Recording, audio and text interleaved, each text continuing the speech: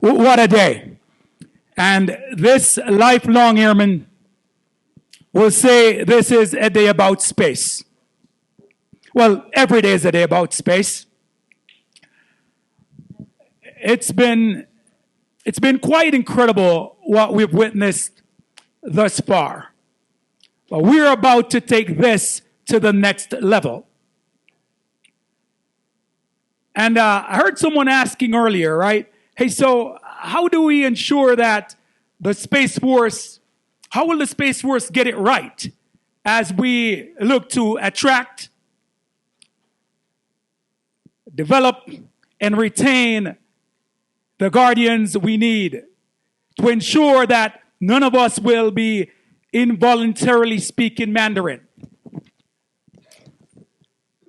Let's get a few things clear. We exist to fight and win America's wars. Let's get that clear. Our business is to turn bad people into hair, teeth, and eyeballs. So we've been tap dancing a little bit and talking like, look, this is competition. And in this era of great power competition, we, the armed forces, I guess I'm still saying we, I used to be wearing a uniform, but still supporting that. And we've got the greatest industry partners that puts our nation at the forefront. Our adversaries hate that. And make no mistake about it, they're looking to replace us on the world stage. So let's talk culture. Let's talk culture for a second. Or an important component of culture. Hey, Chief, you're in the wrong seat. I'm only going to say that once, Chief.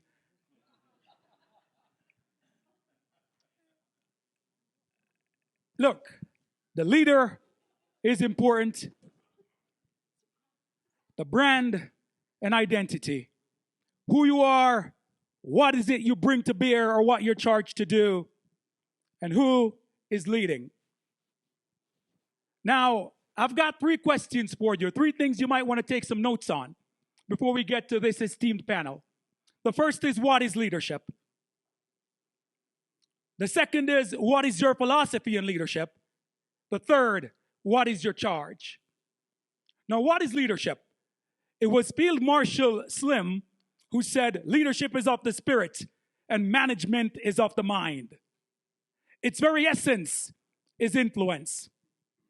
And if you call yourself a leader, people must be growing, believing, and achieving because you're present. And in the sense or spirit of brevity, I'll give you my 2 cents in leadership. If there's nothing to get done, if there's nothing or no place for people to be, you probably don't need leaders. Simply put, leadership is about getting people to where they ought to be. Not always where they want to be, but where they ought to be. What is your philosophy in leadership? And let me ask you, Marine, who's the most important person in your life? And you only get one. I'll make the rules. 1. Good. How about you, sir? Who's the most important person in your life? Good. Captain, who's the most important person in your life? Good. So I hear captain, I hear husband, I hear husband again, I hear wife. Some of you may say brother, sister. Some of you might say dog, pet, fish, whatever that person or thing is, right? But bear with me. Every day America sends her sons and daughters, whether you're in uniform, whether you're in industry, to stand in the gap between good and evil. And we're trying to kick people's asses here every day. It's why we get up. It's why we're here. No one is here going, I'm good with being second, or I'm okay with pulling up lame. We're here to fight. We're here to win. Culture, without the right culture, your strategy, your technology, whatever orbits you have, whatever assets you have in orbit, they are relegated to fancy props because the culture executes that. The culture ensures that we can project space power day in, day out. Now, back to the most important person in your life. You see this thing on leadership, as Clausewitz would say in strategy, Everything in strategy is simple, but on that account, not easy. Everything in leadership is simple, I believe. Most things in culture pretty damn simple as well, but not that easy. So I heard husband, I heard wife. Some people may be saying brother, father, mother, whatever it is. I made the rules, I get 3. My 2 daughters and wife. But I want you to think about it. Are you the type of leader? Are you the type of teammate that you would want for the most important person in your life? And if this culture is going to work, if we are going to remain in the position of preeminence, then we must develop a culture, right? One that we'd want for the most important people in our lives. My third question saying, what is your charge? What are you responsible for? What is it that you do? More importantly, why? Because when people understand why, when you break down the why, then what they must do to accomplish the why becomes a little easier. So think through it as you go. What is leadership? And make your own definition. What is your philosophy in leadership? And lastly, what is your charge? If you've got those 3 things, it'll become a little bit easier for us. We're at war. Never forget that. Fights on.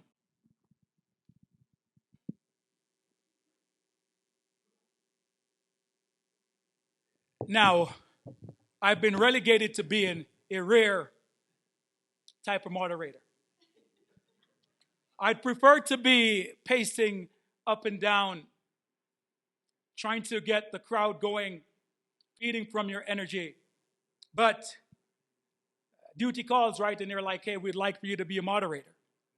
So I'll try this. No guarantee it will work.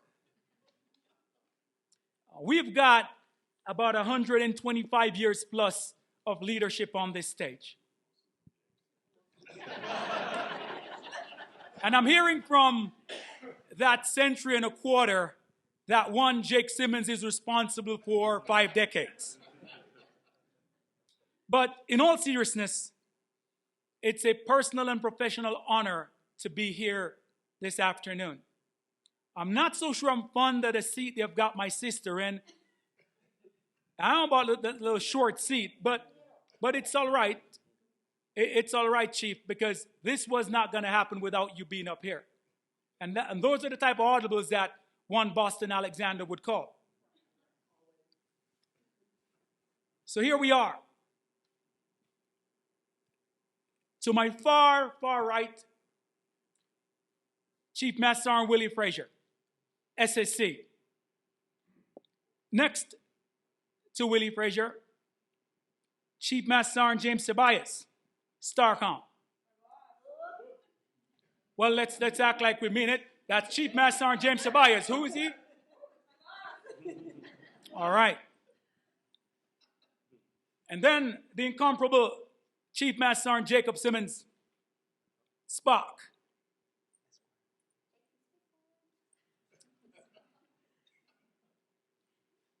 Chief Master Sergeant Jason Childers, S1. Chief Master Sergeant Carmen Monique Pogue, Del 10. I think so, but here's the deal. We are doing the people's business at this point. We're talking leadership. And you're not going to welcome our panel like that. So let's welcome our panel of chiefs like we're supposed to.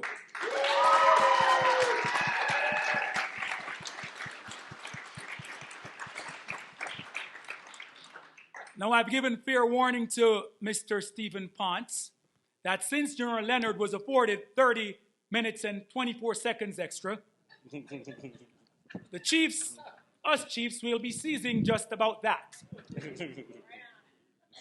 So, my first question, and I'll start with Chief Frazier this afternoon. From an organizational culture perspective, Willie, what is our USSF doing well? So the first thing I need to do, some of you may have seen that I was on my phone while he was talking. And the reason why is because what I want to make sure that we understand is there's a difference between culture and climate. So climate is how people feel about the organization. culture is what the organization wants people to feel. Does that make sense? And so I believe that we are doing a lot of things well. We are ensuring that we are as diverse as we can be. There's nothing that we do that doesn't include DE&I, and that's diversity, equity, and inclusion. We make sure that our promotion boards are constructed a certain way, whether it's your career field that you're in, whether it's your male or female, or it's even as diverse as what color you are. And we do that on purpose every single time to make sure that we get the best perspectives from everyone. Also, it's my belief that we try to do the best that we can to onboard people. And so when you come from playing with the Navy for 17 years and you decide you want to come play with us, we owe you an experience. We owe you that because you stopped what you knew to come do what we do, and we owe you that. So Boston, that's my belief. We're doing a lot of things well. I'm sure we'll get into more specifics later, and I'm sure my esteemed panel members will get into more specifics, but that's what you get from me. So Chief, let me go Clausewitzian again. Climate versus culture, Yep. mood and personality. Mm-hmm. One changes quickly, one it takes a little bit longer to develop. Yep. So mood versus personality. Thanks, Chief. Yep. Same question, Chief Sabayas. On Clausewitz? Or No, just checking. no, just I may have to pull out my phone for that one. Hey, No, I think Space Force is doing a lot of great things, and a lot of great things to build the culture that a lot of people may not see. One example that it immediately comes to mind, just because we just did this last week, is the development teams, or excuse me, talent management boards that we're now doing for our senior NCOs. It's something that doesn't occur in other services, and the key thing there is members, their chain, get to provide input, where they want to go, what they want to do. The most important part, I think, of that process is they also get to tell us what they don't want to do. And not in the sense that they aren't willing to serve and sacrifice. That's not the intent there. But maybe it's just not good for their family at the time. Maybe it's not good for their career. Maybe it's just there's a different set of reasons. But in that process, and it's been like this as far as I know, is all the talent management or EDTs that we've done since we've existed, in instances where we know Keating still need that person to move, even though they said they've not, we pick up the phone and we call them. That person gets personalized attention and input, which the other, I can say even, as a chief in the Air Force, no one ever asked me where I wanted to go. No one picked up the phone. There was just an email that popped in with my assignment and said, congratulations. And so that's just one of the things that we're doing to kind of build culture. Specifically within STARCOM, one of the things that I'm particularly most proud of, and by no means did I create this in any way, shape, or form. We had a team of professionals in STARCOM that built this out, and we created a patching ceremony. We started at basic training. It's now evolved to the Air Force Academy and OTS. And for those of you in the room that may not know what that is, that's where an active current Guardian gets to wear the U.S. Space Patch for a day or a minute or wherever they feel is appropriate. We give them a card. They can write a personalized note to each one of those Guardians coming into the service. And then there's a ceremony where they get that patch and they're welcomed into the service. It's not just you graduate, here's your certificate, and you move on. Like we know Kidding have officers and enlisted go down there and put the patch on these individuals. They get to see the card that's written from a Guardian. And I've gotten to do it twice. And every time I do that, I always tell them, like, hey, read the notes because you'll be surprised who they're from. One of the first ones that I did, Chief Simmons' boss, General Whiting, actually wrote a note in there and said, hey, thank you, welcome, and all the things. But in there, he put, if you ever run into me in the field, mention that you're wearing my patch, and I'll give you one of my coins. And I was like, man, you got to make sure you read those notes because you run into General Whiting and you might miss an opportunity, right? But the point there is that it's a no kidding personalized touch. It's not just some canned letter that we give them. We don't just give it to them in their hand. There's a connection there that happens when we physically put it on their sleeve. And so those are just some of the things that I think we're doing really, really well that, again, not everybody may see. There's a lot of work across the service within STARCOM, within each of the field comms, to get after ways to continually build that out. We're not done by any means. We're 3 years old. We got a lot of work still ahead of us to do, but I'm pretty optimistic about where we're headed. All right. Thanks so much, Chief. Chief Simmons, same question. So, pop quiz. What was significant about yesterday? Army birthday. How old's the Army? 248 years old. In 2 years, they'll be 250 years old. How old's the Space Force? 42 months. What have we gotten done in those 42 months? A lot. That is a part of our culture. We move so fast.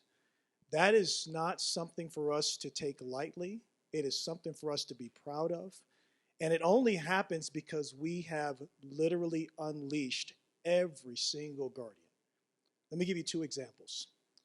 Specialist Granada, who you'll hear from later, is working on a committee as a new specialist to operationalize the way we see our core values, our core competencies at the specialist level.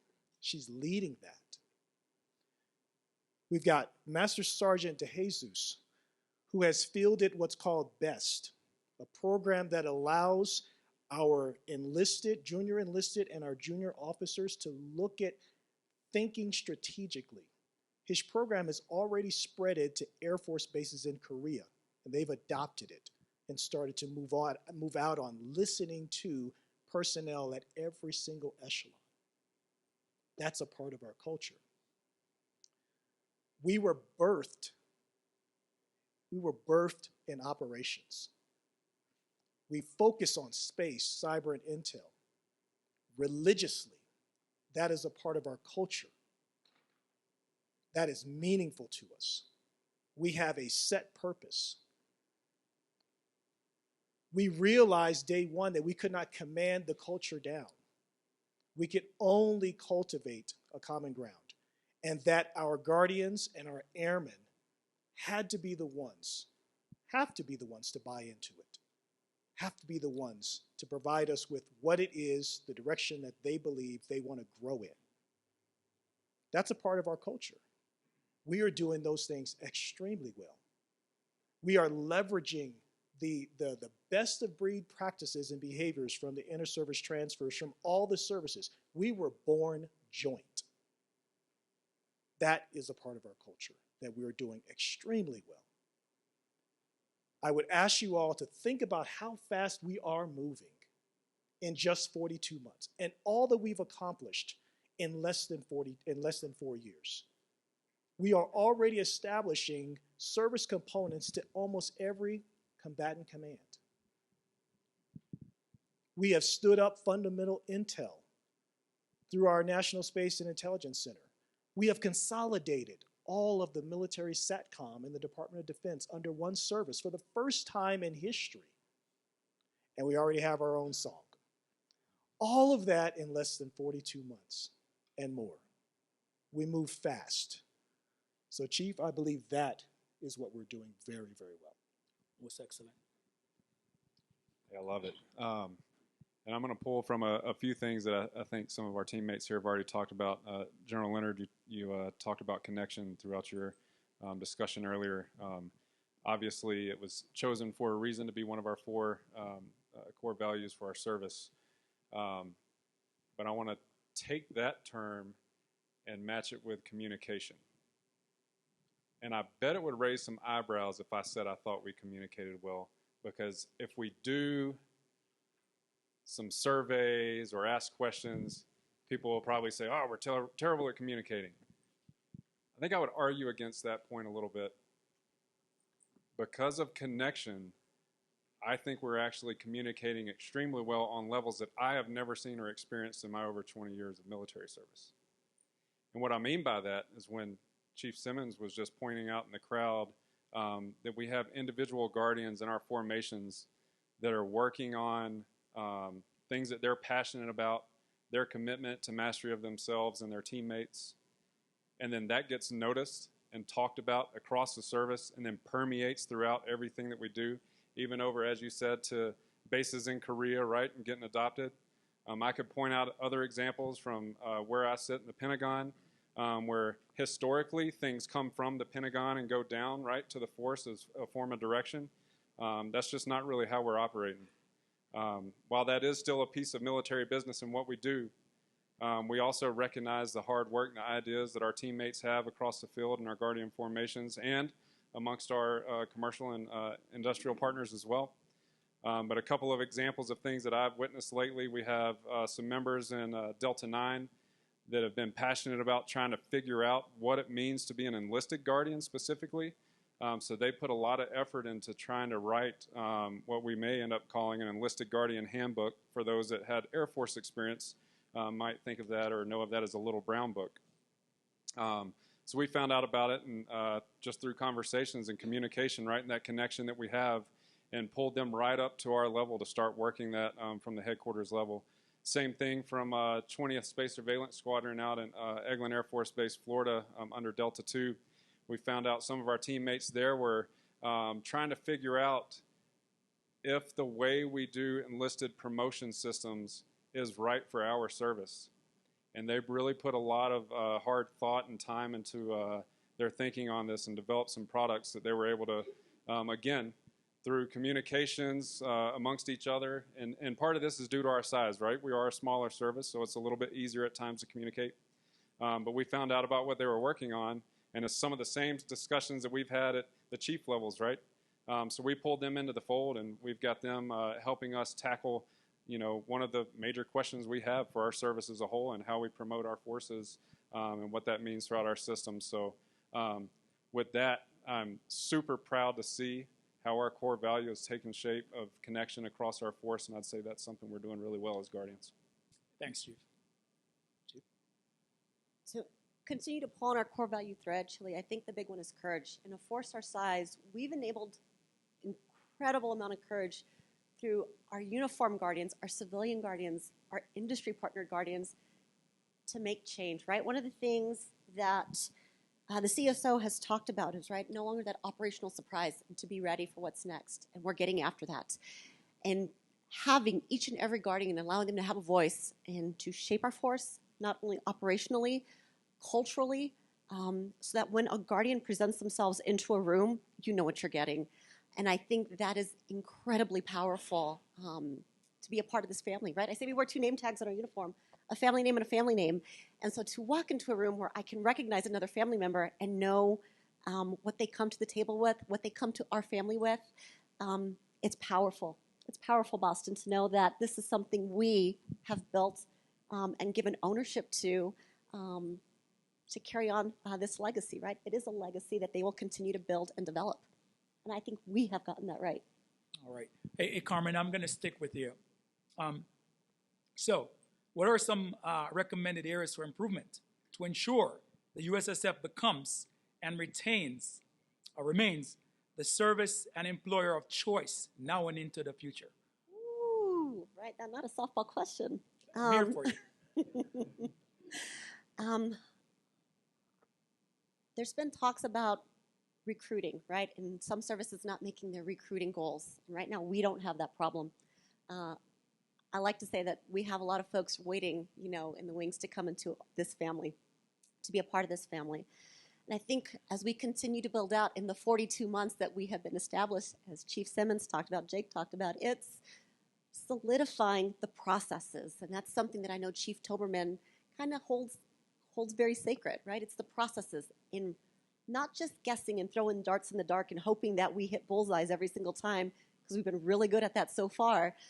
But it's really solidifying and codifying our processes in building Guardians, building our service, and building what it means to get after the threat on every single level. And so I think we need to start showing our work, and because one day if we don't solidify that, so we throw a dart in the dark and we miss, it could be at the detriment of our own Guardians in this own family. Excellent. So for those who would say chair force, for those who would think our Space Force is a joke, perhaps they need a little bit more education on what we do, on how what we bring to bear will ensure that this American way of life is preserved. So I like it, Chief. Thanks.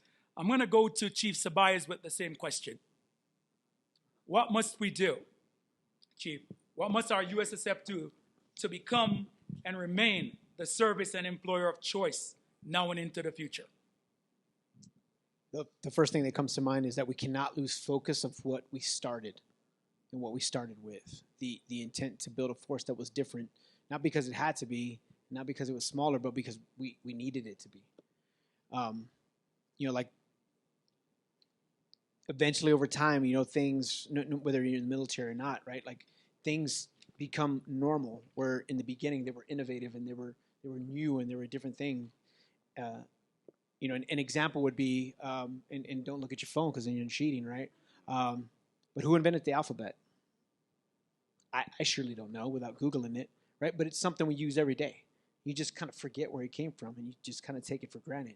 Much the same, the things that we build and we grow, like the reason and our purpose for building a Space Force, and more importantly, the Space Force that we want, we can't lose focus of that. That's something that we have to continue to remind ourselves, especially as things get busier and the service gets a little larger and things get a little bit more complicated. We as humans have the tendency to just fall back on the things we know because they're easy. And we just can't lose focus of why we're doing this. And if we do keep that at the forefront, I think it will still continue to guide all the principles and all the things that we establish and build up as our service. Tied into that, it's got to also be our motivation. Our motivation, right? Chief Pogue right now just highlighted that we of all the services do not have an issue with recruiting right now. But we have to stay hungry to make sure that not only are we still bringing in folks that want to be a part of this amazing service, doing an amazing mission, but that they stay and that they stick around. We have to build an environment and a culture that, man, it's just something that you don't want to leave. And if you have to leave, it's probably the toughest decision you and your family ever have to make. And that takes work. And some of the things won't be easy, right? Like we talk about being a digital service, and if you come in to an office that the computer just doesn't work, well, I mean, we got to get better at those things. And that's what I mean. It's sometimes in just the small details like that, we can't lose our focus, and we just got to stay hungry to continue to make this service what it is, or what we hope it to become. All right. Hey, so you had some time to prepare, Chiefs, right? And you've probably realized by now that I've destroyed that entire setup. So some of you up there are going, "No, what's coming next?" Hey, Chief Simmons, Jake, you've written extensively on this topic, culture. And I was browsing, perhaps, I think it was The Awakening, hot off the press, was stuck in Atlanta airport. So I decided over some frosty wheat sodas and maybe, something that was aged 15 years, I maybe try to read through that. Impressive, my friend. So you wrote, Chief, that space is not a new warfighting domain. It's now a known warfighting domain. So from a cultural perspective, what must be done to amplify the fierce urgency of now in order to protect, for Guardians and the American people, in order to protect our American way of life? Can I go back to the last question? No. For the Guardians, on that last question, it is very important for us to own the narrative and for us to take charge of our reputation. I don't want us to miss that before I get to your question. Someone once told me it's not who you know, and it's not even, who knows you. It is, what do they know about you? So you talked about people understand what a soldier is, right? They've had literally hundreds of years to get to know what a soldier is, what to expect. If I asked you each to close your eyes and imagine a Marine, you have an expectation of what a Marine is. But what's the narrative, what's the reputation of a Guardian we have the chance to shape? Because to be quite honest, even though we don't have a recruiting challenge as far as numbers, we are not the conversation at the kitchen table. Most families don't know us.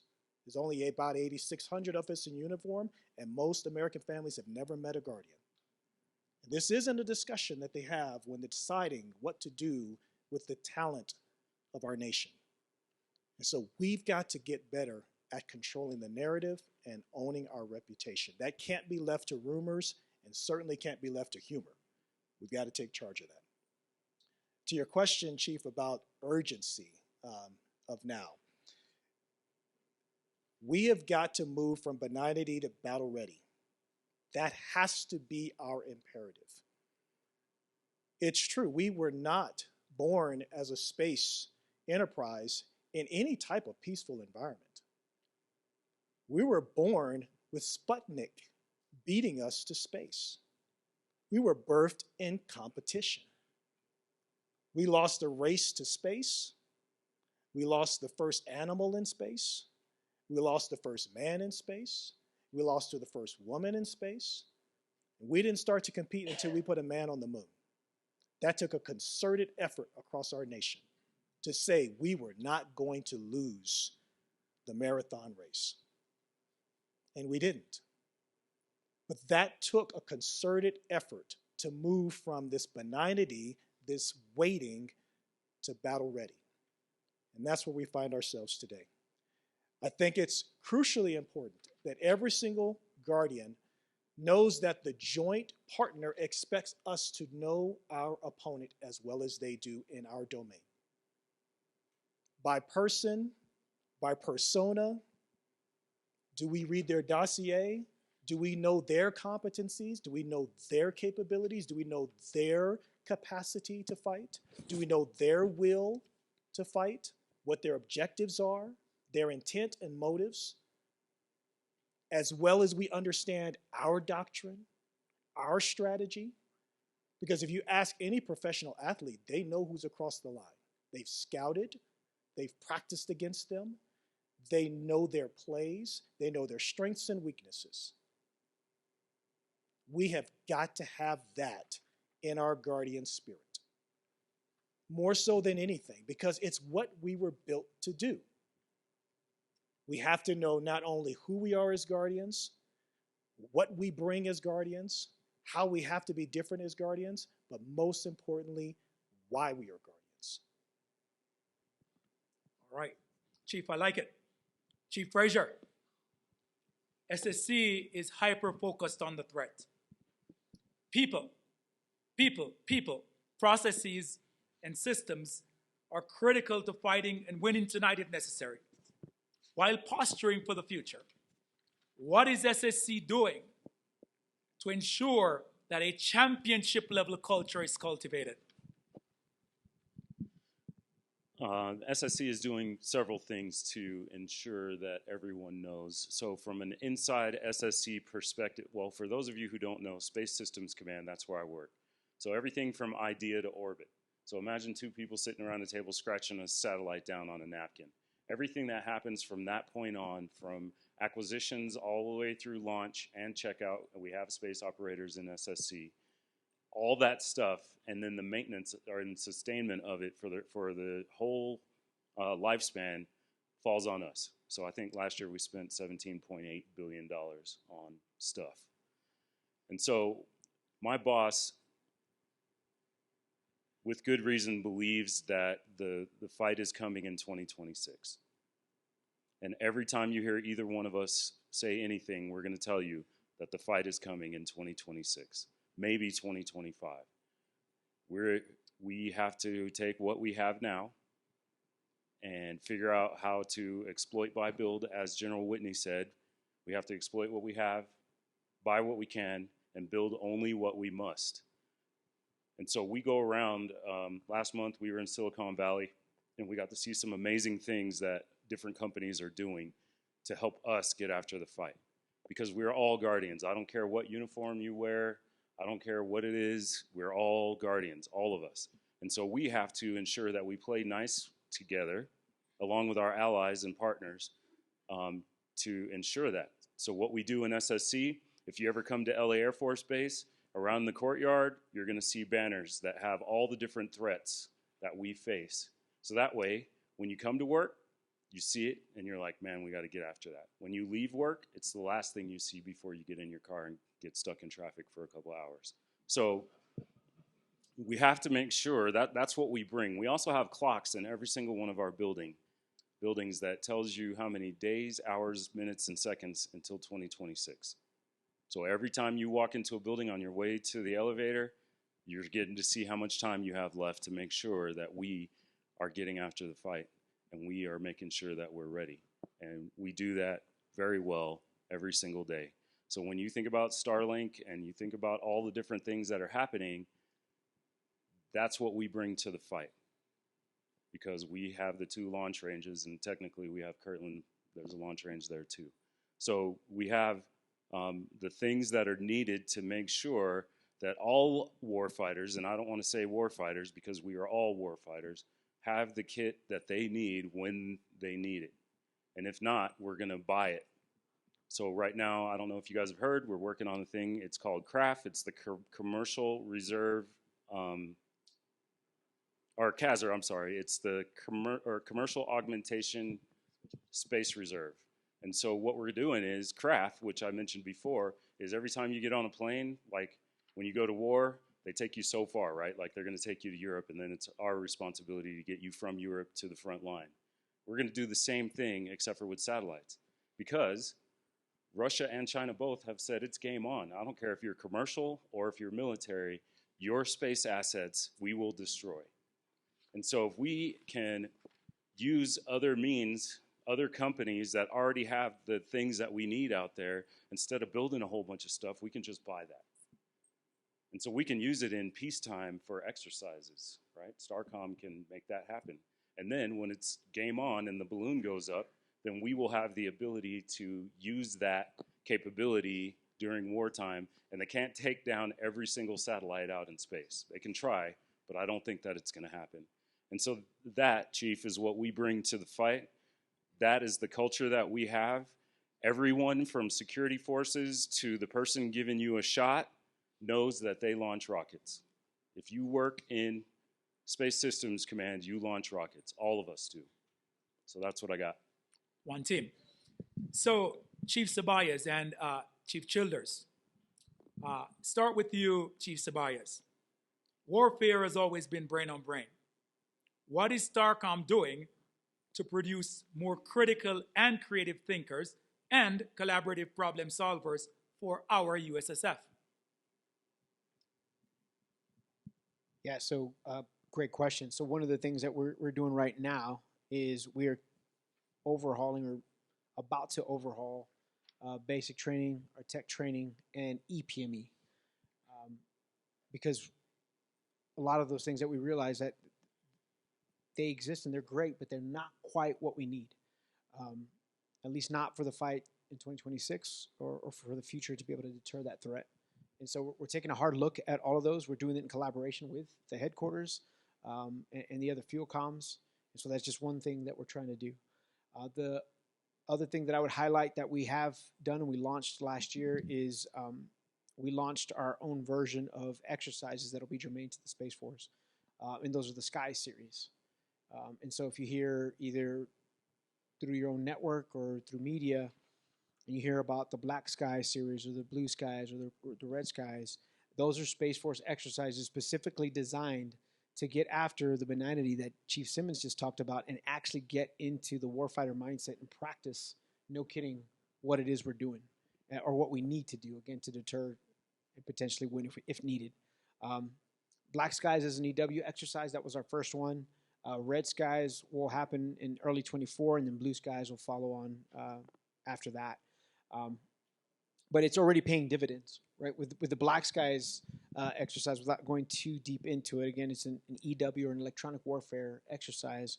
It was about a 3 or 4 day exercise. And day one, the unit that we were training against had no idea what was happening. They just weren't used to looking for that. They weren't used to looking for a threat coming around the corner. By day two, they learned that lesson.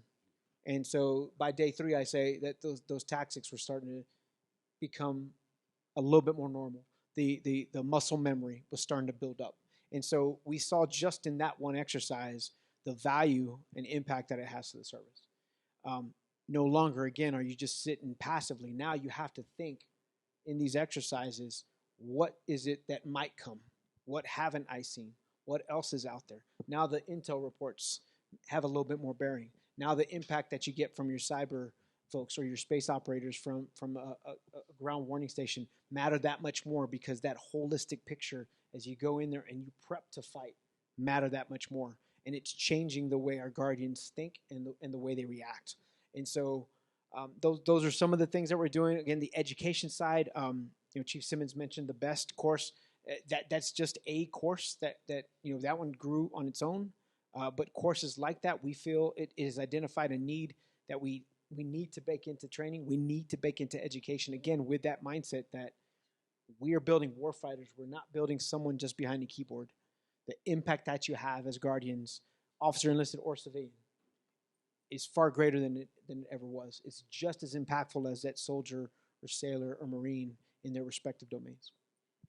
Appreciate it, Chief. So Chief Childers, maybe we narrow a little bit more and go, all right, from your S1 realm, right? What are some initiatives, right, that you're looking to launch or in development that you could talk about here that the USSF is using to ensure that you shape that talent pool, you deliver for the field, you also ensure that you're attracting the best and brightest from the American people? Absolutely. Thanks for that. So I'll start with the attraction piece. So obviously we have efforts in place to recruit and hire and bring folks in. And while I don't think we have a numbers problem, again, I think partly to our size, I think we have definitely a challenge, as Chief Simmons mentioned as well, on how we educate the public on what it is we do. Now I can think about why I'm here or the possibilities of what we could have into the future, and it's pretty crystal clear in my mind. Space is the way of our future. We are highly dependent on it today, and I see that only growing exponentially as we grow into the future. And this is, again, a personal thing here, but I personally believe, for the advancement of humankind and the sustainment of us as people, we're going to have to figure out ways to leverage space and things probably beyond our planet at some point. And I really believe the Space Force, by virtue of what we do, we're part of the critical path to that. So it's easy for me to want to be on board, to be a partner and have a very intimate relationship with the service. But how do we spread that into the rest of the world, and how do we share that that how much we depend on that relies on us to be able to protect our access, protect our capabilities, and our ability to have freedom of maneuver in the domain. That requires this service. So we've really got to think of different ways on how we reach the population to find the talent needed for this service. And on the note of talent, there's been a lot of conversations had and from our senior leaders that maybe we don't need a traditional pyramid model when you look at a lot of organizations, especially military organizations, where you bring in a lot of junior troops and over time you attrit out and you have a few folks that rise to the top. But if we really have to outthink a near-peer threat in an environment that we've never fought a war in, we're going to require a set of talent and expertise and a group of people that can think differently that we're probably not going to get if the majority or half of our force has 5 or less years experience. So we've really got to look at how we target the right types of people that want to invest themselves into our organization and others like us that support us, right? That want to do it for the long term and want to buy in and invest in what we do in our brand. And part of to get there is the development piece. We've got to be able to offer the development, to not just build that expertise, but allow the Guardians to feel connected in a way and bought in and feel invested in, that they'll want to continue to invest in us. So everything Chief Sabias talked about, I mean, those are things that certainly we're working on, and everything from new curriculum for our basic training. How do we figure out how to bring in operations training so that we're all kind of an operator first. And we really know what it means to be a guardian when we walk in the door. And I mean that civilian, officer, enlisted. So looking at ways to have us all go through some level of similar training through the technical training realm. Breaking down stovepipes, speaking of technical training. How can we break down our stovepipe so that we don't think in terms of I am a space operator or I am a cyber operator or I am an acquirer, and really falling back to that, again, connection, core value, that we're going to rely on to cross those expertise and technical expertise that we grow out of each other and not get stuck in our stovepipes. So we're looking at ways to do that, not just through our training, but how we employ, how we manage our talent through assignments. I know Chief Sabias talked a little bit about it on our development teams, and now we've kind of done a name change on the enlisted side to talent management boards. But how we get away from using proxies to determine when someone moves or maybe gets promoted or gets looked at for a thing, in this case assignments, and instead taking an individualized approach that balances, hey, we know what you can do because we've documented it. We've got a pretty good idea on what we think you can do because we can see a trend in your records. And, oh, by the way, we take into what your leadership says, what you've told us. What do we believe is in the best interest of you and your families? We take that into account in the decisions we make. Don't confuse best interest with what you want. That may not always line up. And then what are the needs of the service, which is why we're here. And that's already baked in to how we do our talent management today. How we do our assignment selection processes, and you'll see things continuing to change into our promotions, our evaluations. We're working on